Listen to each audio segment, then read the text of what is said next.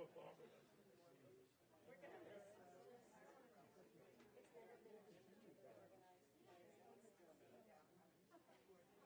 where she goes. This morning I walked over where I'm in charge of 3 grades. Every morning, every Monday since. Yeah, you take his kids. Yeah, my daughter. Yeah. Since you guys don't ever, you know, like this weird thing with my dad. But whatever. Because I'm hearing about you always. It is, but I'll show you everything. It is what it is, and if I want to do it, which is what I actually want to see her. I'm going to have to start making her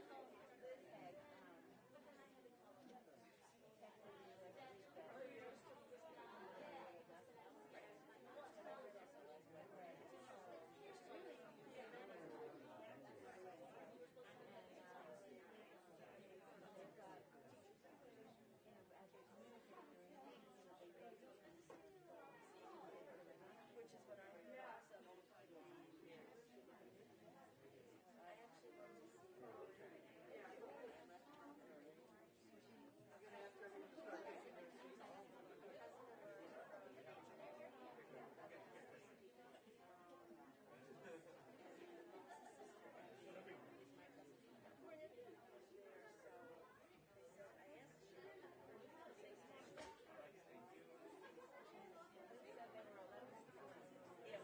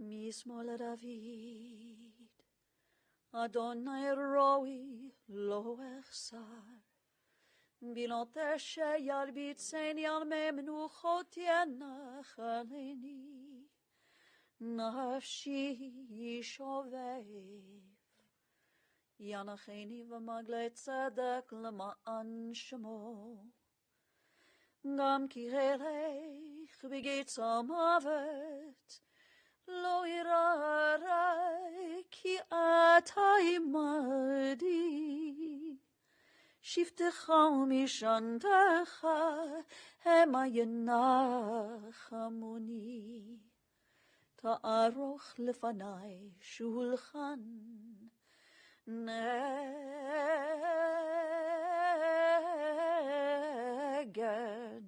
tzorirai. Dishanta v'shemen roshi kosi rivaya achto v'chesed yirdifuni koyam mechayai v'shaveti b'veit Adonai le'orech yamim. I've chanted for you the words of our 23rd Psalm. In these moments when we're seeking comfort and some source, some degree of strength, we often turn to the psalmist. And so in this moment, for those of you who wish to join me, I invite you to recite with me as we say together, "The Lord is my shepherd, I shall not want. He maketh me to lie down in green pastures. He leadeth me beside the still waters. He restoreth my soul. He guideth me in straight paths for his name's sake. Yea, though I walk through the valley of the shadow of death, I will fear no evil, for thou art with me. Thy rod and thy staff, they comfort me. Thou preparest a table before me in the presence of mine enemies. Thou hast anointed my head with oil. My cup runneth over. Surely goodness and mercy shall follow me all the days of my life, and I shall dwell in the house of the Lord forever." In the rising of the sun and in its going down, we will remember her. In the blowing of the wind and in the chill of winter, we will remember her. In the opening buds and in the rebirth of spring, we will remember her. In the blueness of sky and in the warmth of summer, we will remember her. In the rustling of leaves and in the beauty of wisdom, the beauty of autumn, we will remember her. In the beginning of the year and when it ends, we will remember her. When we are weary and in need of strength, we will remember her. And when we are lost and sick at heart, we will remember her. When we have joys we yearn to share, we will remember her. So long as we live, she too will live, for she is now a part of us as we remember Lois Klapholz. To her children, to David and Elizabeth, and also to Eileen and Andrew, to her sister and brother-in-law, Evie and Ellie, and her sister-in-law, Neela, and to her grandchildren, Aaron, Ilana, Abram, Tova, and Louie. To all the members of the family and so many dear friends, those of you who were able to gather with us here in person, and so many I know who join us via live stream today. Our hearts join together as we remember, but also celebrate the life of your beloved Lois.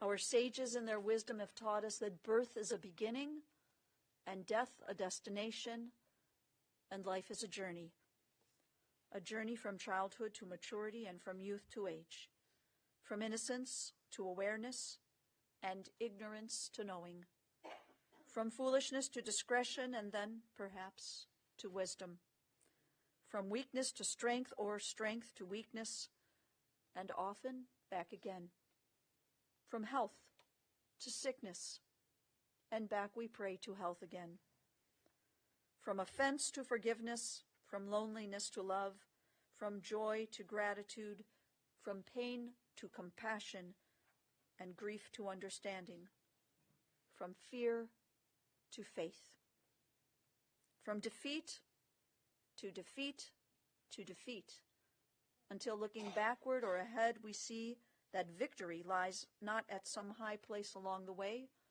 but in having made the journey, stage by stage, a sacred pilgrimage. Birth is a beginning and death a destination, and life is a journey, a sacred pilgrimage to life everlasting. Lois's journey began here in Cleveland. She was born on May 10th, 1937, to Anne and Izzy Rosen. And Lois, along with her baby sister Evie, grew up in Cleveland on East 140th in the famed Kinsman neighborhood. Now the family, while they endured their share of financial struggles, the Rosen home was a warm and loving place. Evie, your sister, was 12 years your senior. And even though you shared with me when we spoke yesterday that you may have been her, I'm quoting you, her pesky little sister, Lois was for you not just a sister, but a second mom and the most trusted friend. Evie, you remember being 5 years old, tagging along with Lois and her teenage friends when they would go shopping at Shaker Square. You recalled a sister who demonstrated an incredible work ethic from an early age, as she was in one of the local temple's Hebrew school offices part-time when she was just around maybe 13 or 14 years old. And this was because if Lois wanted to keep up with the fashions and buy new clothes, she needed to earn her own money, that extra spending money. Evie, you also saw a sister who was so well-liked, one who was beloved by so many. And Lois, I know, was blessed with wonderful lifelong friends. You and her children recalled that tight-knit group which included Chickie, Bevy, Mickey, Ruthie, Helen, and also her cousin Barbara. Whenever you remember your sister playing the piano, you finally recalled the times when Lois would play and her friends, sometimes family, would gather around and she'd be playing all the latest popular songs. Everyone would sing while Lois accompanied. You also remembered that when your sister graduated from John Adams High School, she entered into the workforce as a secretary in the loan department at one of the banks located near Public Square.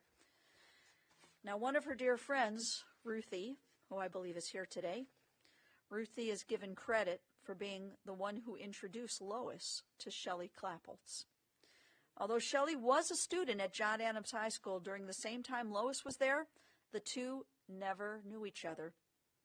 But they were introduced by Ruthie at some Jewish social gathering, maybe at an ice skating rink. And Evie, your sister and Shelley, they began to date. But it seems that Evie was also dating some others at the same time. That Lois was. Yes, I'm sorry. Evie was only 7 maybe at the time. Thank you for that. Any comments from the gallery are greatly appreciated. Let me back up there. When she started to date Shelley, she was also dating another young man named Ken. And there was one evening where you opened the door because your sister had a date with Shelley. And when you opened the door, I don't know, you might have been all of, 6, 7 years old. You looked at this young man, it was Shelley, and you said, "Oh, Ken's here." You called out that Ken was there, and your sister wasn't really happy with you in that moment. But eventually she saw the light, and she was only had eyes for just one, and that was Shelley. And Shelley and Lois married on June 25th, 1961, at the Temple on the Heights, with Rabbi Rudolph Rosenthal officiating. Evie, as adults, even though you were many miles apart, with you living in California, the two of you found ways to remain close. She was, as you described to me, a sister that you could always count on. She was always there for you. And you, as a mother of 4, when one of your babies required some surgery, and you were quite frantic, scared, and you felt alone, your sister dropped everything, and she flew to Los Angeles to care for the other 3 children, to make sure things ran as smoothly as possible. And that's how she was. That was her nature, to be caring and protective. As we might say in Yiddish, a gute neshama, just a good soul. Well, following their wedding, Lois and Shelley began to build a life together, and they were blessed, as we know, by so many great friends. They loved to go out with their friends, dine out, enjoy celebrations together. And they also were avid supporters of the Cleveland Orchestra. They had a subscription and loved going to listen to their beloved Cleveland Orchestra at Severance Hall. But we know their greatest joys came from their children. And so when David and Elizabeth entered into the world, the Klapholz family portrait became all the more beautiful and complete.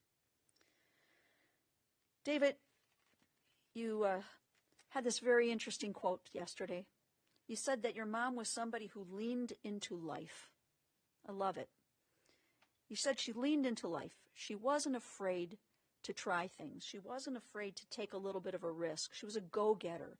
And if that leaning into life meant that you and your sister had more opportunities and more experiences, she leaned even harder. And Elizabeth, you said that she got so much joy out of seeing other people and their joy. When she saw other people happy, this made her even happier. This is really what a good person is. She wasn't jealous. She loved to see other people be successful and be happy. David and Liz, I know you treasure memories of those family trips that would take you to places like Virginia, California, and Florida, New York, Philadelphia, and Washington, D.C., of course.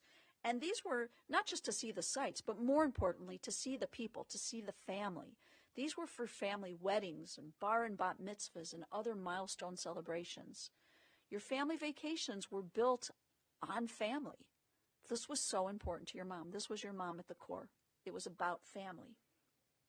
Your parents made a beautiful home for the two of you in University Heights on Groveland Road.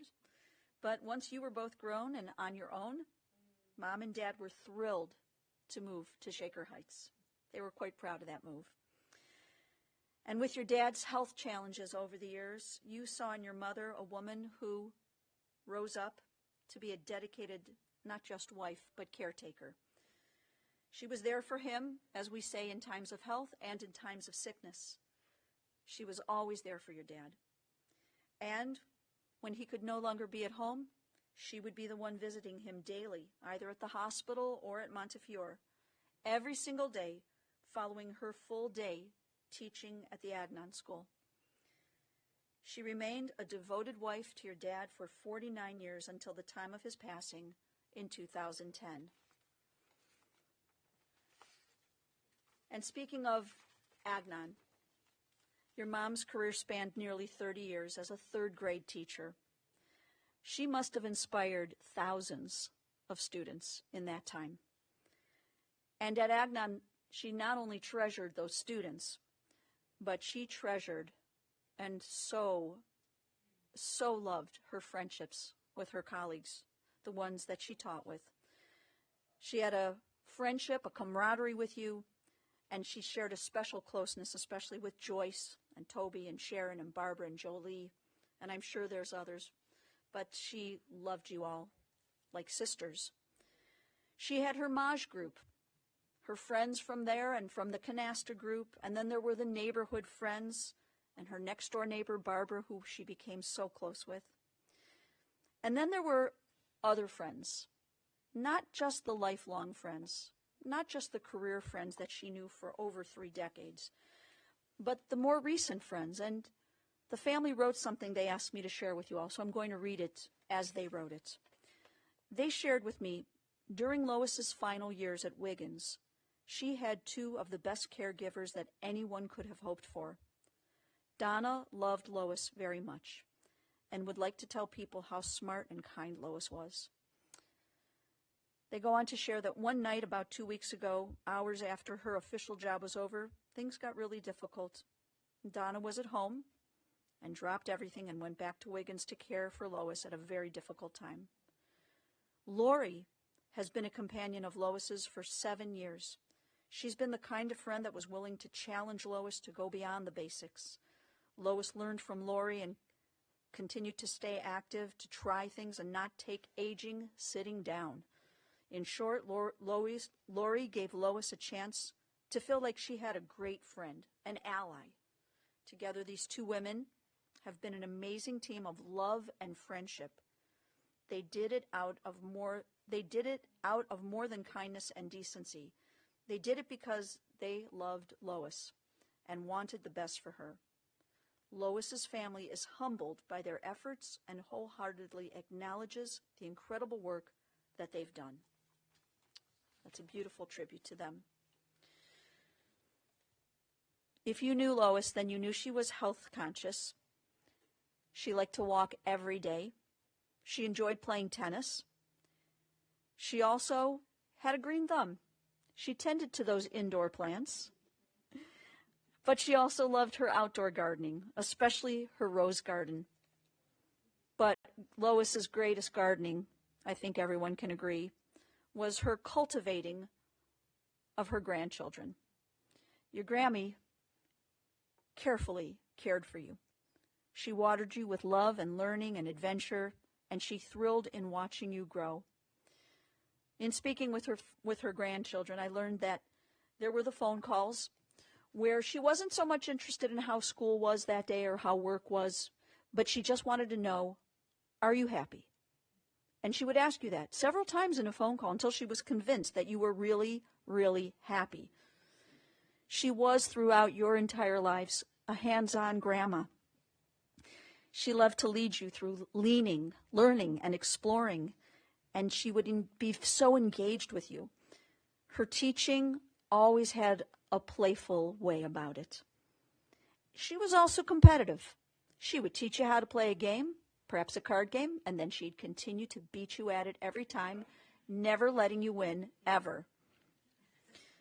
Her basement was loaded with treasures, things. We're not sure how many of these things were from Agnon. We don't have to discuss that now. But there were lots of things down there, fun things, learning things, always an adventure, something magical waiting in the basement. She was the grandma who would put together puzzles with you and play Connect Four. She was the grandma with those magnetic monkeys on the refrigerator. And she was the grandma who, instead of doing something very flashy, maybe even over the top, she would take you to visit the hardware store so you could see things that would inspire wonder and promote creativity. Really brilliant. The poet Ralph Waldo Emerson, I'm 100% certain, did not know Lois Klapholz. But in his writing on what it means to be successful, one might think that Emerson may have known Lois. For he writes this: to laugh often and much, to win the respect of intelligent people and the affection of children, to earn the appreciation of honest critics and endure the betrayal of false friends, to appreciate beauty, to find the best in others, to leave the world a bit better, whether by a healthy child, a garden path, or a redeemed social condition. To know even one life has breathed easier because you lived. This is to have succeeded. And Lois succeeded. Our tradition teaches us that words which come from the heart enter directly to the heart. There are a few members of the family who have words in their heart, upon their heart, that they wish to share with us. And so at this time I call upon her son, David.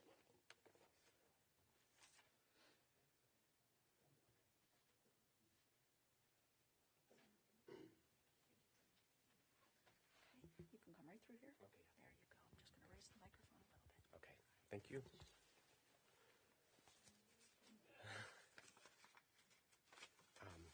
I wanted to share some of what my connection was to my mom. So I was having fun thinking about an anecdote when I was in high school. Just go ahead and imagine the full meaning of being in high school. And I went with some friends to Peabody's Cafe, Cedar and Taylor, to hear a band that I was excited about. And I was disappointed that the people that I went with wanted to leave between sets. And I'm back in the kitchen and complaining about my friends. A little bit later, I was back at Peabody's Cafe with my mom. And I thought of the story because so many of the things that I enjoyed doing with my mom were going to concerts. And so we went to hear the orchestra, and we went to Chamberfest. But the part that I just will hold on to is this small, amazing space at the Cleveland Institute of Music. And we would go to those concerts. They are not at the regular time. You haven't been there, and here's how I know. People don't go to those concerts. It's pretty empty. It's easy to find a seat. The place is amazing, and the music is amazing. So it's not an orchestra. It's like a piano player and a violinist. And we would sit up close, and that's because we wanted to feel more a part of it. Like the people that know a bunch, they don't sit up close, okay, right? They sit where you can hear better. But we wanted to be close, and so we had our spot, and you start to meet people that you know from the last time. And what I treasure about it is that it wasn't just us maintaining our relationship. This is what we wanted to do right now. Like in the world of things you could do, this is what we wanted. And we had that together, and these pieces would happen, not every time, but most of the time we would turn to each other at the end and say, can you believe that just happened? Like that, it was great. And we knew that we were lucky to have that in common and to share that. And that's a little bit of how I got, how my relationship with my mom went. And I think that it actually is more than just about music and about my mom. It's about how she liked to do stuff. So that is definitely a memory and an image I have of her, is that she was not just in passive mode. She wanted to think, like, what do I want to do, and appreciate in things that you do and that happen in life, and to pay attention. And I could say to her now, Mom, that was great.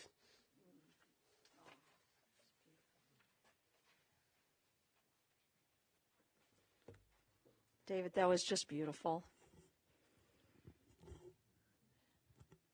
Thank you, David. I also want to call on her daughter, Elizabeth.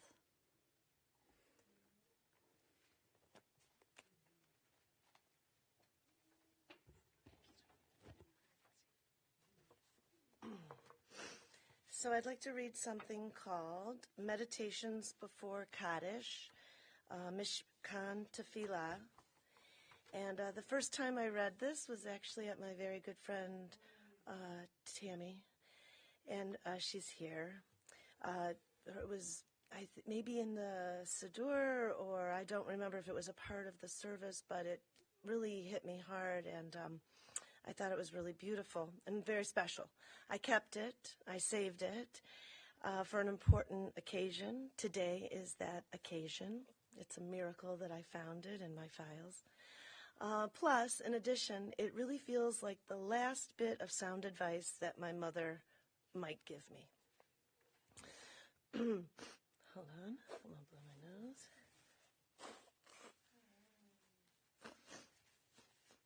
nose. When I die, give what is left of me away to children and old women that wait to die. And if you need to cry, cry for your brother walking the street beside you. And when you need me, put your arms around anyone. Give them what you need to give me. I want to leave you something better than words or sounds. Look for me. Look for me in the people that I have known and loved.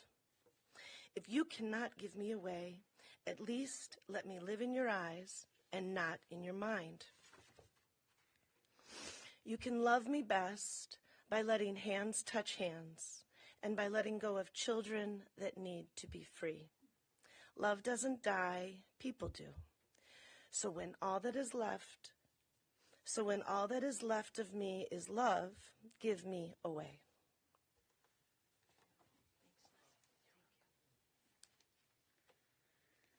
Thanks so much, Liz. And finally, I want to call on her granddaughter, Tova, who has words and something quite special to share with us.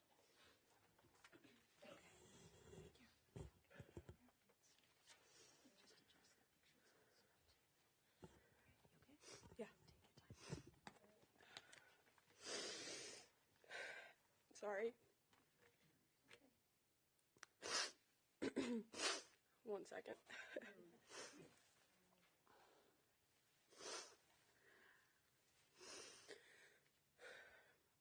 Hi, my name is Tova, and I'm one of Lois's 5 grandchildren. I loved my grandma so much, and I'm so grateful for the time I got to spend with her. She was such a special person to me, and she stood out as someone I knew I could always go and talk to, and she cared about me so much. I just wanted to share a couple of the memories I have of her. I think my memories of her are very connected to her old house on Hazelmere Road, where she lived before moving to Wiggins. And I remember she had a bedroom that also served as the computer room, but she always referred to it as Lizzie's room, because I'm assuming that is where my mom would sleep when she came home and stayed with her parents.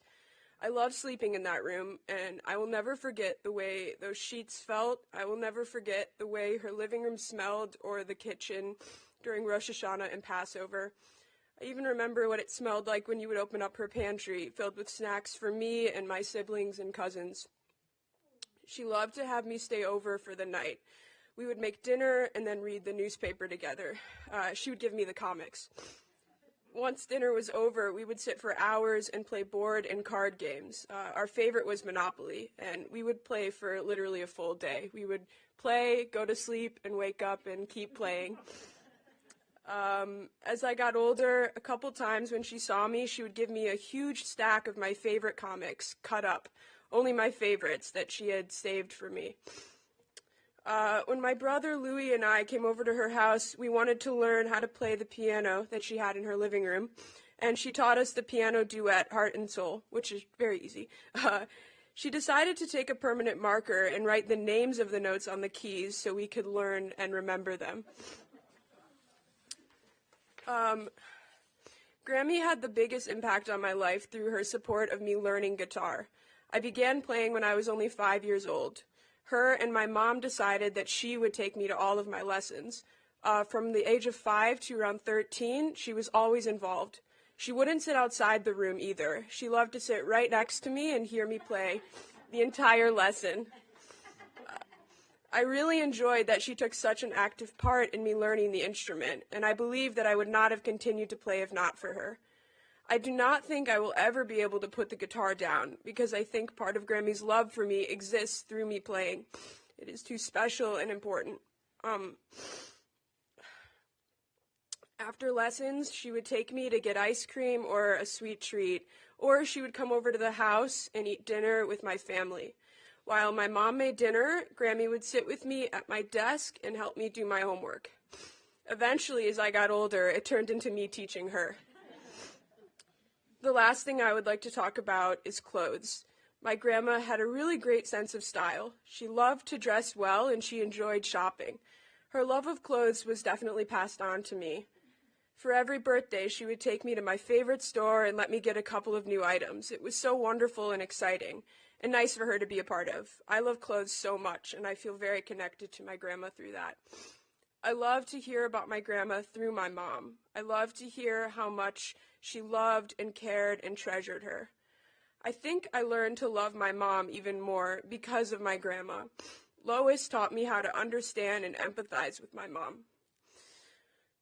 Just like in my mom's reading, I will continue to love my grandma through these things. I will continue to love her through the people I have left, like my mom and dad and Louie and Abram and Aaron and Alana and Uncle David and Auntie Evie. I will love her through others, and I will miss her for a very long time. Thank you. I'm supposed to play a song now, but I'm crying a lot. But I'm going to do it. Give me 1 second.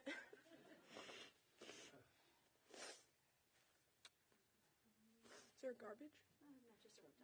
Okay.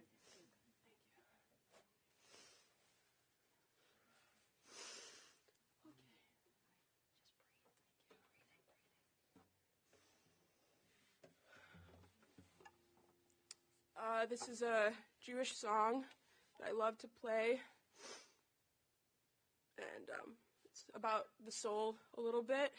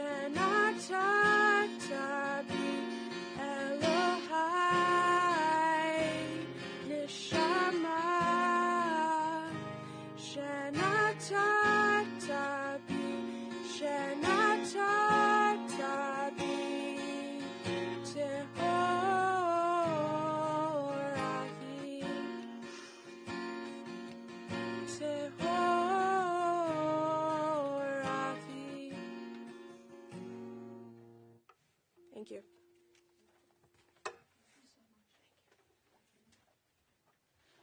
Thank you, Tova. That was just beautiful. Thank you.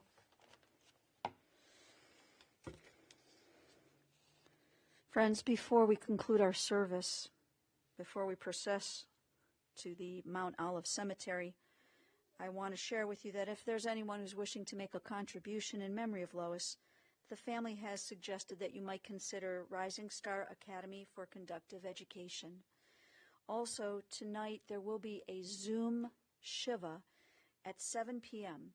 If you would like to join the family via Zoom, we ask you to go to the Berkowitz-Kumin-Bookatz website, and on there will be a link to the Zoom. If you're not sure how to do that, when you exit the chapel, just ask anyone who works here at the funeral home. I'm sure they'll be very capable, very happy to direct you to that link. At this time now, if you are able, I invite you to rise for the memorial prayer, El Malei Rachamim.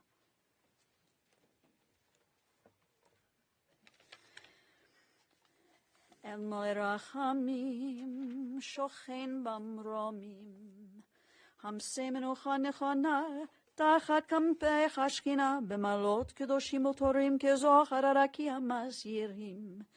את נשמת ליבה בת חנה ויצחק, שהלך לעולמו, בגן עדן תחי מנוחתו. ענה ברחמים אסתירהו, בסתר כנפך לעולמים, ותצרור בצרור חיים את נשמתו. אדוני הוא נחלתו, וינוח בשלום, על משכבו ונאמר, Amen. O God, who dwells on high and who is full of compassion, grant perfect rest beneath the shelter of your divine presence among the holy and pure, who shine as the brightness of the firmament. And to our dear departed Lois Klapholz, who has gone now to her eternal home, May Lois's soul be bound up in the bonds of eternal life. Grant that her memory inspire all of us to noble and consecrated living. And to this we say, Amen. Please be seated. Friends, this concludes our service here. We will process now to the Mount Olive Cemetery. On behalf of the family, we thank you for your love and support on this sad but important day.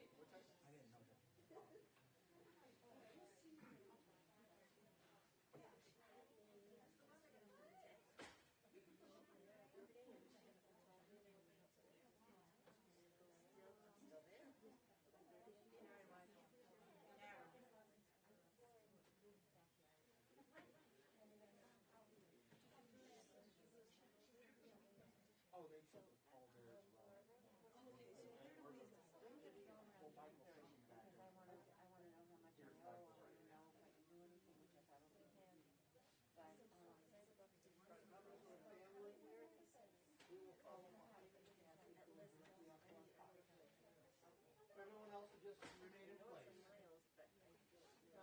Members of the family, please.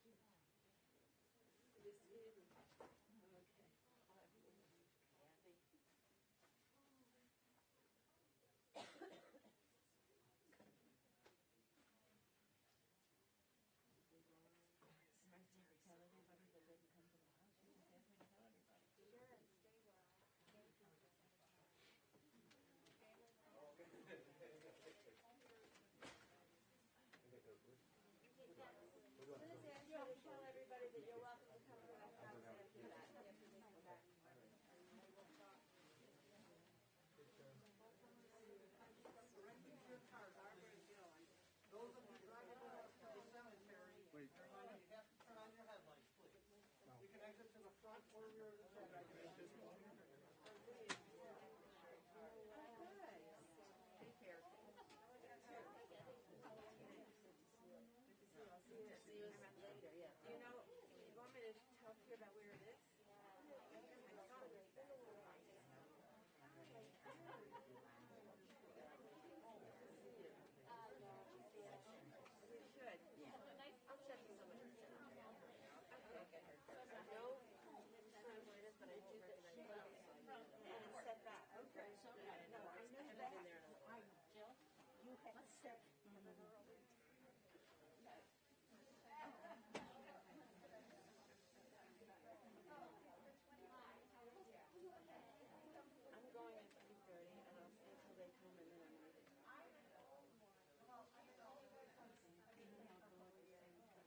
wish I could take you with us, but I